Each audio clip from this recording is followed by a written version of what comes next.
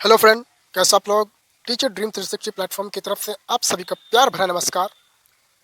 तो चलिए, आज का जो सेशन होने वाला है हमारा वो सीटेट जुलाई 2024 सीडीपी, जिसको हिंदी में बाल विकास भी कहते हैं, पेपर 1 और पेपर 2 दोनों के लिए ये जो सेशन होने वाला है आज हमारा पूरी तरह से दोनों पेपर के लिए होने वाला है।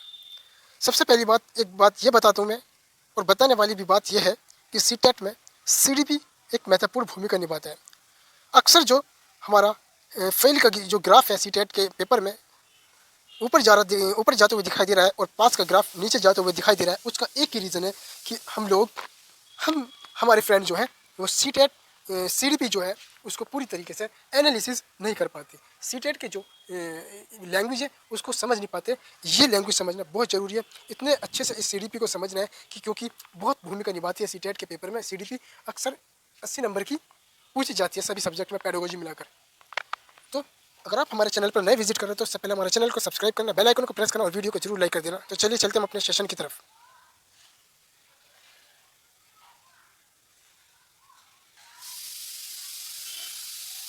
बालकों के व्यक्तिगत विकास यानी बालकों का जो प्राइवेट विकास, व्यक्तिगत विकास होता है, डैश के लिए विकासात्मक प्रतिमानों को उद्धृत करके सटीकता से व पक्के तौर पर भविष्यवाणी की जा सकती है, या के लिए पूर्व अनुमान बिल्कुल नहीं लगाया जा सकता, या फिर के लिए कुछ हद तक पूर्व अनुमान लगाया जा सकता है, परंतु सभी बच्चों के विकास की दर अलग अलग होती है या फिर अव्यवस्थित व असतत होता है। तो एक फ्रेंड, बालकों का जो व्यक्तिगत विकास होता है, ऑप्शन नंबर 3 यानी बालकों के व्यक्तिगत विकास के लिए कुछ हद तक पूर्व अनुमान लगाया जा सकता है और सभी बच्चों के जो विकास की दर होती है वो अलग अलग होती है।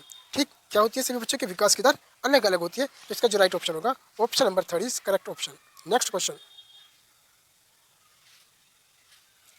नेक्स्ट क्वेश्चन क्या कहते हैं हमारा, निम्नलिखित में से कौन सा कथन सही है? विकास क्रमबद्ध नहीं होता, विकास अव्यवस्थित होता है, विकास एक सतत प्रक्रिया है, या फिर विकासात्मक प्रतिमान सांस्कृतिक परिवेश से प्रभावित नहीं होता। इसका जो ऑप्शन सही कथन है वो है विकास एक सतत प्रक्रिया है। और ये क्यों है? क्योंकि विकास एक सतत प्रक्रिया ये है क्योंकि जीवन पर्यटन निरंतर चलती रहती है। क्योंकि विकास की जो प्रक्रिया होती है वो जन्म से लेकर मृत्यु तक चलती रहती है, इसलिए इसका जो राइट ऑप्शन होगा ऑप्शन नंबर 3। Next question.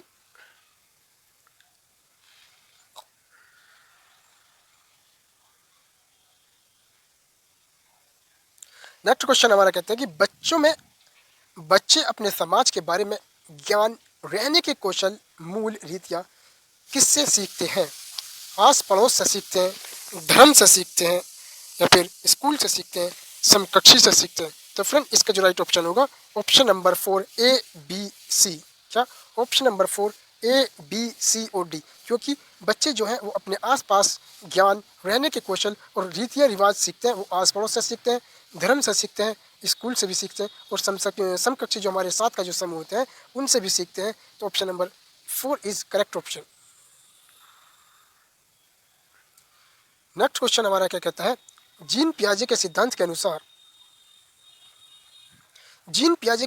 अनुसार अनुकूल किन दो मूल प्रक्रिया को समाहित करता है? समायोजन व समावेशन, सेकंड संतुलीकरण एवं संगठन, थर्ड समायोजन एवं संतुलीकरण, फोर्थ समावेशन एवं संगठन। तो जीन पियाजे कहते थे कि अनुकूल दो मूल प्रक्रियाओं को समाहित करता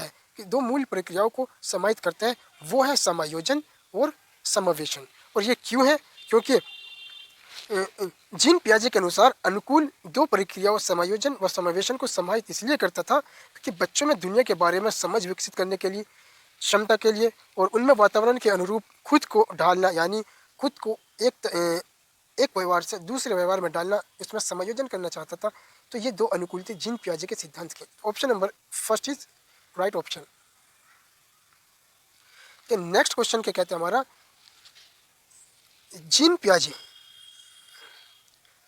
पियाजे के संज्ञानात्मक विकास के किस स्तर पर बच्चे भार जैसे गुणात्मक आधारों पर वस्तुओं को व्यवस्थित कर पाते हैं, परंतु अमूर्त संरचनाओं की सक्रियात्मक कठिनाई महसूस करते हैं? संवेदी चालक, पूर्व सक्रियात्मक, मूर्त सक्रियात्मक और अमूर्त सक्रियात्मक। तो जीन पियाजे के संज्ञानात्मक विकास के वो स्तर कौन सा है? वो स्तर हमारा मूर्त सक्रियात्मक है। मूर्त सक्रियात्मक स्तर पर बच्चे की लंबाई, भार, गुणात्मक आधारों पर वस्तुओं को व्यवस्थित कर पाते हैं और अमूर्त संरचनाओं की सक्रियात्मकता में कठिनाई महसूस करते हैं, क्योंकि अमूर्त जो होती है वो 11+ के बाद होती है। इसमें अमूर्त में चिंतन करते हैं और अमूर्त में चिंतन करना प्रारंभ करते हैं और अमूर्त में चिंतन करते हैं और इसमें स्टार्ट करते हैं मूर्त में। यानी ये होती है हमारी 7 से 11 और ये होती है 11+। अमूर्त 11+, मूर्त होती है हमारी 7 से 11। ठीक। पूर्व होती है हमारी 3 से 6 और संवेदी बालक जब पैदाइश से 3 तक। ठीक है, चलते नेक्स्ट क्वेश्चन।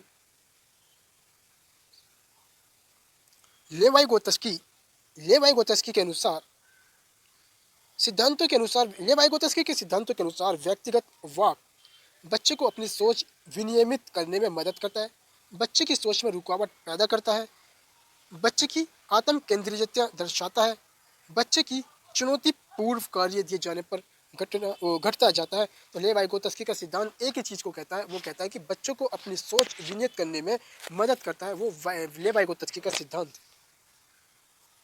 नेक्स्ट क्वेश्चन है हमारा, लेवाई-गोत्स्की के अनुसार शिक्षक बच्चों के अधिगम में किस प्रकार मदद कर सकते हैं। वो किस प्रकार मदद कर सकते हैं? उपयुक्त इनाम देकर, सख्त सजा देकर, ये तो नेगेटिव टैग वर्ड, ये भी नेगेटिव टैग वर्ड है। मदद की मात्रा व स्वरूप में बदलाव करके, उन्हें ब्लैक बोर्ड से सारे उत्तर नकल करवा कर, ये भी नेगेटिव है। ये रेक्टिफिकेशन का वाला मामला तो ये भी नहीं होगा, ये भी नहीं होगा, ये भी नहीं होगा। Option number C third correct option होता है, क्योंकि लेवाई-गोत्स्की के एक ही सिद्धांत ये कहता है कि शिक्षक बच्चों को दी जाने वाली मदद मात्रा व स्वरूप में बदलकर उनकी अधिगम में मदद कर सकते हैं, मदद करना चाहिए। दूसरी, बच्चों को सहयोगात्मक समस्या समाधान, अर्थात बच्चे अपने शिक्षक के निर्देश, अपने साथियों की सहायता और उनकी समस्याओं का समाधान कर पाते हैं। उन्होंने पहले अपने कक्षा में देखा और फिर बाद में उन्हें सिखाना चाहिए, ये लेवाई-गोत्स्की का सिद्धांत कहता है। Next question. पूजा अपने दोस्त को कहती है कि हमें कक्षा के नियमों का पालन करना चाहिए, वरना शिक्षक हमें बाहर खेलने की अनुमति नहीं देगा। पूजा लॉरेंस कोलबर्ग के नैतिक विकास के किस चरण में है? तो नैतिक विकास का तो कौन सा चरण है जिसमें नियमों का पालन हो रहा है? आज्ञा पालन एवं दंड अभिविन्यास, अच्छा लड़का अच्छी लड़की अभिविन्यास, अधिकारिकता एवं सामाजिक क्रम व्यवस्था अभिविन्यास, सार्वभौमिक नैतिक सिद्धांत अभिविन्यास। तो फ्रेंड, इसमें जो लॉरेंस कोलबर्ग के नैतिक का जो विकास, वो कौन सा चरण है? आज्ञा पालन एवं दंड अभिविन्यास। क्वेश्चन से पता चल रहा है कि नियमों का पालन करना, तो आज्ञा पालन। ठीक है, नेक्स्ट क्वेश्चन। हार्वर्ड गार्डनर के अनुसार निम्नलिखित में से कौन सा कथन सही नहीं है? हार्वर्ड गार्डनर के अनुसार निम्नलिखित में से कौन सा कथन सही नहीं है? बुद्धिमत्ता एवं स्थिर तथा स्थायी विशिष्टता, बुद्धिमत्ता के परिपोषित व विकसित किया जा सकता है। बुद्धिमत्ता किसी एक सामान्य खंड से हावी नहीं होती, अपितु कई प्रकार की होती है। बुद्धिमत्ता को एकाकी आयाम से सहबद्ध नहीं किया जा सकता। उसका ऑप्शन जो है, option number first, Harvard gardener के अनुसार बुद्धिमत्ता का एक स्थिर तथा स्थायी विशिष्टता होती है। ठीक, नेक्स्ट क्वेश्चन। बाल केंद्रित शिक्षक का कोई भूमिका नहीं होती। शिक्षिका की सक्रिय भूमिका होती है तथा विद्यार्थी निष्क्रिय होते हैं। विद्यार्थियों की सक्रिय भूमिका होती है तथा शिक्षिका निष्क्रिय होती है। शिक्षिका व विद्यार्थी दोनों की सक्रिय भूमिका होती है। तो friend, option number fourth is right option. शिक्षिका व विद्यार्थी दोनों की सक्रिय भूमिका होती है। एक बाल केंद्रित शिक्षा जब भी होती है, जब भी ध्यान लगाया जा सकता है, जब शिक्षक भी एक्टिव हो और बच्चे भी एक्टिव हो, दोनों बाल केंद्रित हो, तभी एक बाल केंद्रित शिक्षा में शिक्षार्थी व शिक्षिका दोनों की सक्रिय भूमिका होती है। शिक्षा और अधिगम प्रक्रिया का संचालन बच्चों को ध्यान में रखकर किया जाता है तथा बच्चा प्रश्न पूछने, टॉपिक संशय संबंधित चर्चा करने तो अपने विचार प्रस्तुत करने आदि के लिए स्वतंत्र होता है। बाल केंद्रित शिक्षा में छात्र को विशेष महत्व दिया जाता है, तभी बाल केंद्रित शिक्षा हमारी अच्छी होती है।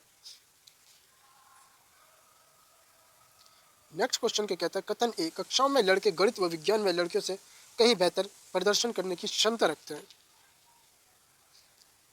और क्या कहते हैं?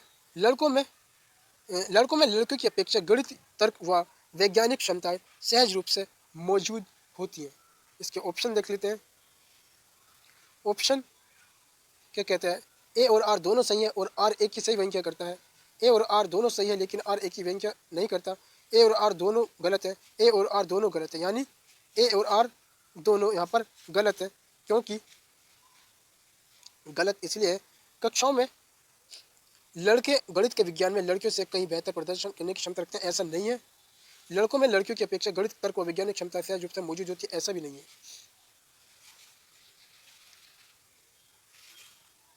नेक्स्ट, राष्ट्रीय शिक्षा नीति 2020 किस पर जोर देती है? पाठ्यचर्या का लचीलापन, पाठ्यचर्या का मानकीकरण, पाठ्य पुस्तकों का गैर संदर्भीकरण, या फिर पाठ्य पुस्तक को रट कर याद करना। तो राष्ट्रीय शिक्षा नीति 2020 पाठ्यचर्या के लचीलेपन पर बल दिया गया है। इस पर पाठ्यचर्या का लचीपन क्या होगा? लचीलापन राइट ऑप्शन होगा। नेक्स्ट, मूल्यांकन का केंद्र क्या होना चाहिए? अधिगमकर्ता क्या नहीं कर सकता, इसका चित्रण करना। कक्षा के दूसरे बच्चों की तुलना में अधिगमकर्ता के प्रदर्शन का स्पष्टीकरण करना। मानक वर्ग में बच्चों की लेबलिंग करना। अधिगमकर्ता क्या और कैसा सीख रहा है, इसका वर्णन करना। तो मूल्यांकन का केंद्र यही होता है कि अधिगमकर्ता का क्या कैसे करने का प्रश्न पूछते हैं और इसका वर्णन करते हैं, यही हमारा मूल्यांकन का केंद्र होता है। Option number 4 right option. Next question है हमारा, निम्नलिखित में से कौन सा विकल्प एक सामाजिक संरचनावादी कक्षा कक्ष जिसमें बच्चों की व्यक्तिगत जरूरतों का ध्यान रखा जाता है की व्याख्या करता है?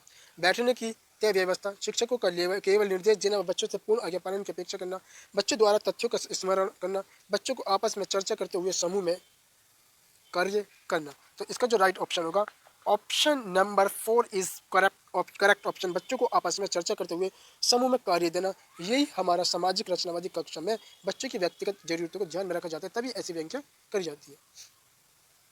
नेक्स्ट और आज का हमारा लास्ट क्वेश्चन है, निम्नलिखित में से कौन सा प्रश्न कक्षा में समालोचनात्मक सोच को बढ़ावा देने का सही उदाहरण है? 325 और 486 को जमा करो। बाल विवाह प्रतिबंध अधिनियम किस वर्ष में पारित किया गया? शोषण को परिभाषित कीजिए। क्या फिर अपने शहर में प्रदूषण के विभिन्न कारणों का विश्लेषण कीजिए और प्रदूषण करने के उपाय सोचिए। तो निम्न ऑप्शन नंबर राइट ऑप्शन होगा। क्यों? क्योंकि इसमें किसकी बात कही है? समालोचनात्मक चिंतन की बात कही है, सोच की बात कही है। तो सोच इसको जमा करेंगे तो सिंपल सा क्वेश्चन है। बाल विवाह प्रतिबंध अधिनियम किस वर्ष में पारित किया, ये भी रट रहा है क्वेश्चन है।